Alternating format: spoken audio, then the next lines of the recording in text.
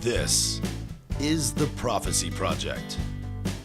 Understanding the times, the nations in military conflicts, with Bible teacher and author Alan Bonk.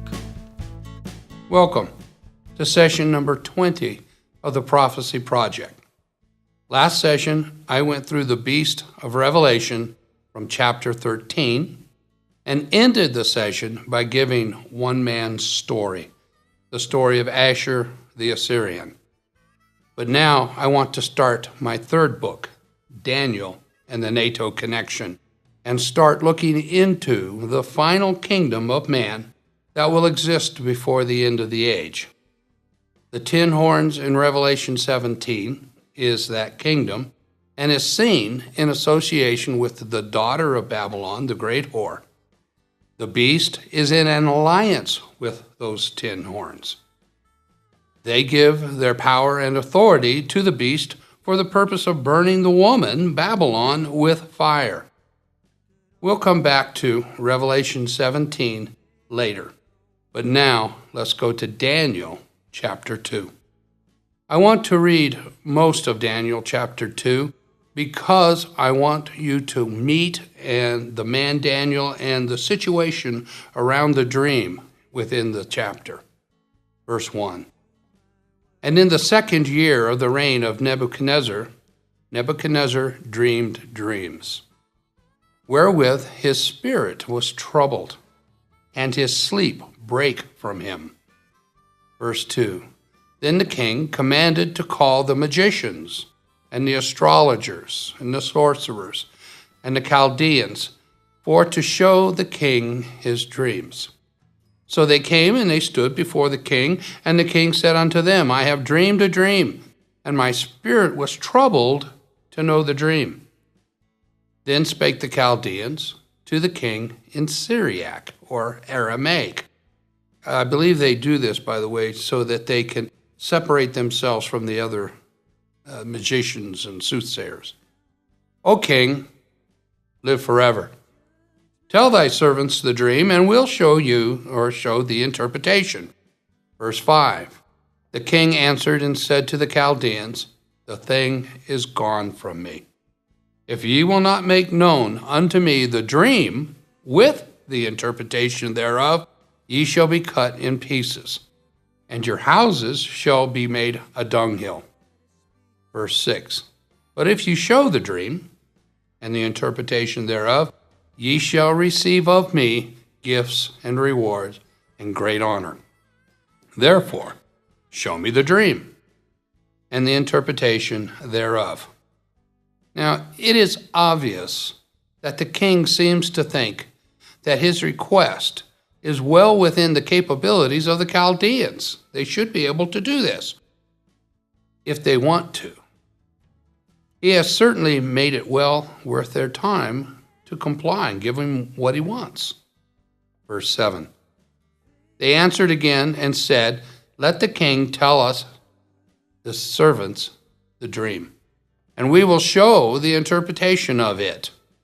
And the king answered and said, I know of a certainty that ye would gain the time, because ye see the thing is gone from me.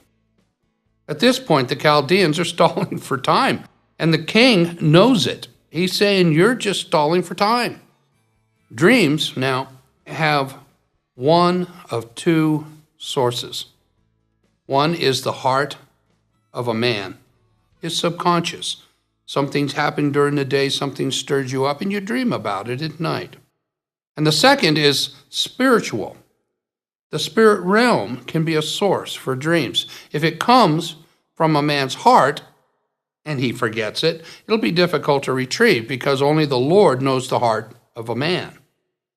Pagan spirits and gods cannot speak or understand a man's heart and cannot discern a man's thoughts.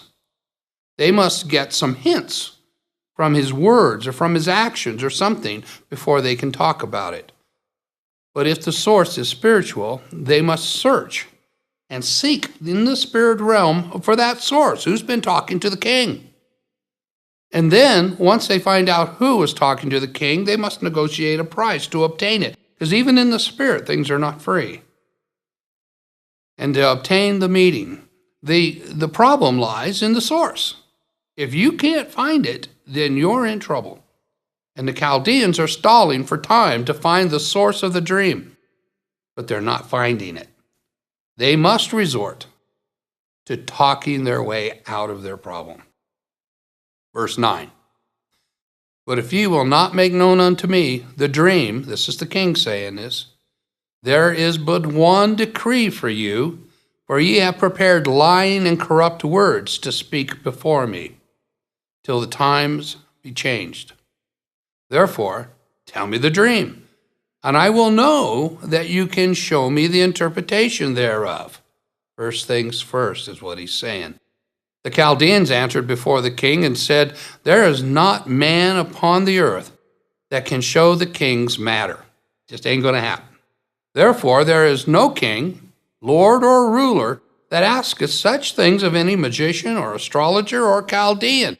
You're being unreasonable, king. Verse 11, and it is a rare thing that the king requireth.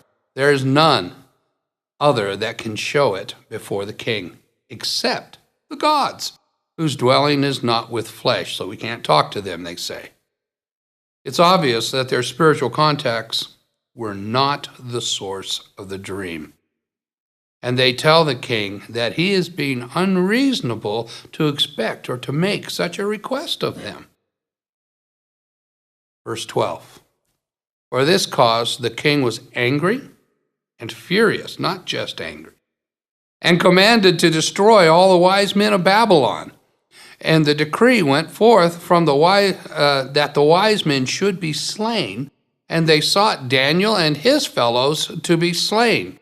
Now, they weren't a part of this, but they're a part of what's considered to be the wise men. Then Daniel answered with counsel and wisdom to Arioch, the captain of the king's guard, which was gone forth to slay the wise men of Babylon. He answered and said to Arioch, the king's captain, why is the decree so hasty from the king? What's going on here? Then Arioch made the thing known to Daniel. See, Daniel didn't know. Daniel and his friends had not been included in the original request of the king. He knew nothing about the dream or the request of the king.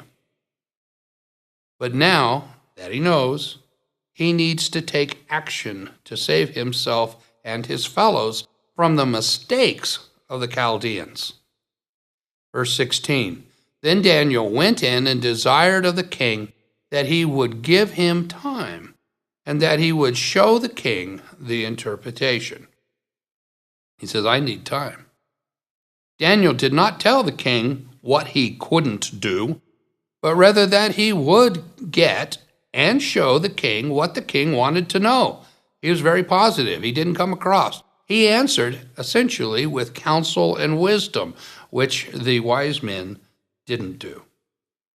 Verse 17, then Daniel went in unto his house and made the thing known to Hananiah, Mishael, and Azariah, his companions. And they would desire mercies of the God of heaven concerning the secret, that Daniel and his fellows should not perish with the rest of the wise men of Babylon. The key to what Daniel was doing is to seek the proper source for the dream. The Chaldeans had no relationship with the God of heaven. Their spiritual sources were inferior, and they had no answers. Verse 19, then was the secret revealed unto Daniel in the night vision. Then Daniel blessed the God of heaven. Verse 20, Daniel answered and said, blessed be the name of God, forever and ever, for wisdom and might are his. And he changeth the times and the seasons, and he removeth kings, and setteth kings up. He giveth wisdom unto the wise, and knowledge to them that know understanding. He revealeth the deep and secret things. He knoweth what is in the darkness, and the light dwelleth with him. I thank thee, and praise thee, O thou God of my fathers, who hath given me wisdom and might, and hath made known unto me now what we desired of thee.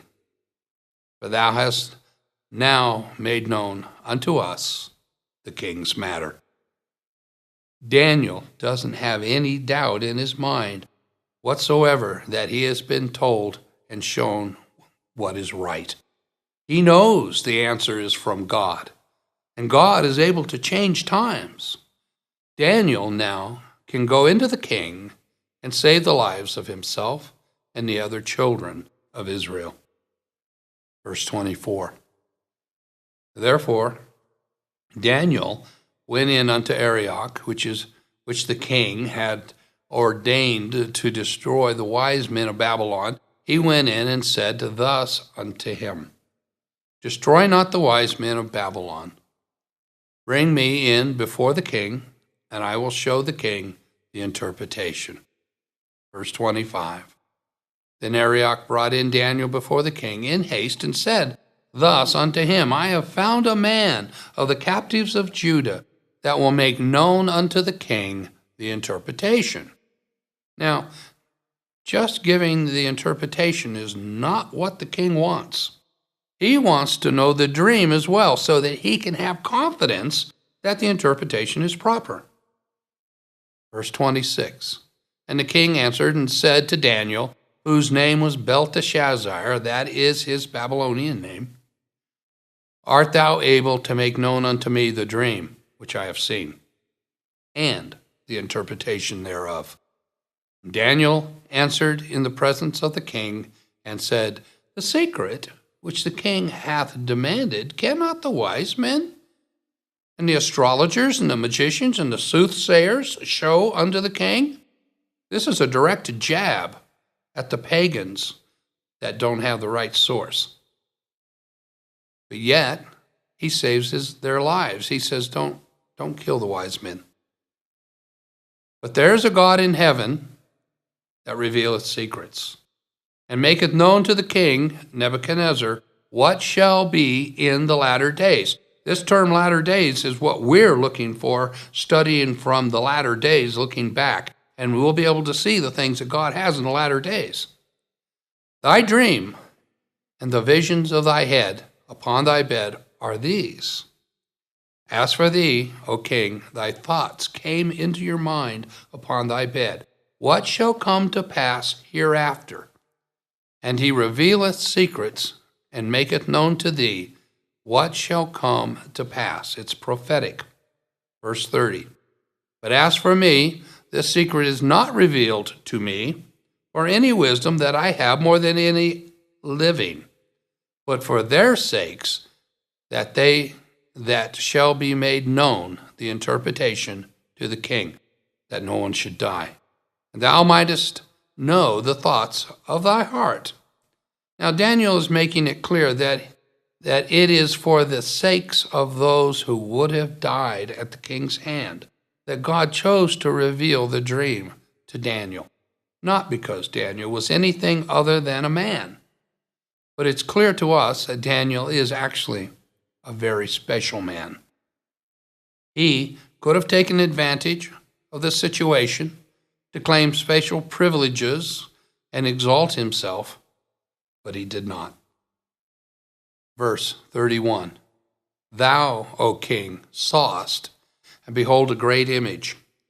And this great image, whose brightness was excellent, stood before thee, and the form was terrible. What he's really saying, it was imposing and impressive, so bright and large. Verse 32, The image's head was of fine gold, his breast and his arms of silver, his belly and his thighs of brass, his legs of iron, and his feet part iron and part clay. Verse 34, Thou sawest this vision, till a stone was cut out without hands, which smote the image upon his feet, that were of iron and clay down at the bottom, and brake them in pieces.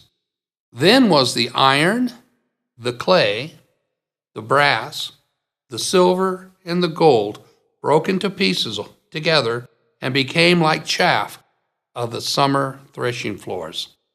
And the wind blew them away, that their place was not found for them. And the stone that smote the image that was cut out without hands became a great mountain, and filled the whole earth. This is the dream, and we will tell you the interpretation thereof. Now, it is no wonder that the king was troubled, having seen this vision. And the violence of the fall of that great image, it got his attention in his spirit inside. Also, God did not want the Chaldeans bringing a false interpretation to the king. So God hid the matter from everyone else save Daniel and his friends. Now the interpretation follows. Verse 37, Thou, O king, art a king of kings, and the God of heaven hath given thee a kingdom, power and strength and glory. 38, and wheresoever the children of men dwell, the beasts of the field and the fowls of heaven, hath he, the God of heaven, given into thine hand, and made thee ruler over them all. Thou art this head of gold. Now, Nebuchadnezzar is what we call today Neo-Babylon or classical Babylon, and is the golden head of this vision, the very top. And he is a very special king. He was a king of kings at that time. Verse 39, And after thee shall arise another kingdom, inferior to thee, Babylon, silver, and another third kingdom of brass, which shall bear rule over all the earth. And the fourth kingdom shall be strong as iron. So we're going through these kingdoms now, and they're all having metals. For so much as iron breaketh in pieces and subdueth all things, and iron that breaketh all these shall it break in pieces and bruise. It's really quite a military kingdom. At this point, the descriptions are made down through the ankles, is where we're stopping right now. This image represents a sequence of empires which shall rule the Middle East, the known earth. Each of these empires have their own characteristics, and each empire is inferior to the last, just as the metals that they are made of are less valuable as you continue down through time. A simple study of history shows us that the sequence of empires by name after Babylon came the Medes and the Persians. 2 empires, 2 kings, but united to each other to become what's called the Medes and the Persians. 2 arms, 1 chest, and 1 breast. So this is it. Strong, but inferior to Babylon. The next empire, historically, is Alexander the Great, the Greek Empire, and the he-goat with the great horn that we've already studied in previous sessions. After the Greek Empire, and after the generals that ruled it, the next empire to come was the Roman Empire. Now, the Roman Empire was divided into 2 separate but joined empires, the Eastern and the Western Empire. This is seen in the 2 legs of the image. This history and the image line up perfectly. The symbolic hallmark now of the Roman Empire was its military might, the iron, and how they could break the enemy whenever they needed to. This is the iron that breaks. This brings us to the feet. Now, the feet are a very interesting subject. There are several different views of people who study prophecy of who and what is represented in the image and in these feet. And I'm going to have to close this session now. We're running out of time. But next session, I want to cover the 2 feet and the 10 toes, which are the final 10 kings of the final kingdom. I want to cover it well and in detail, so we'll do it next week. Thank you. This was only one session of many. Be sure to continue watching the Prophecy Project series. If you would like to read more information on this subject, you can find Alan's books on Amazon.com.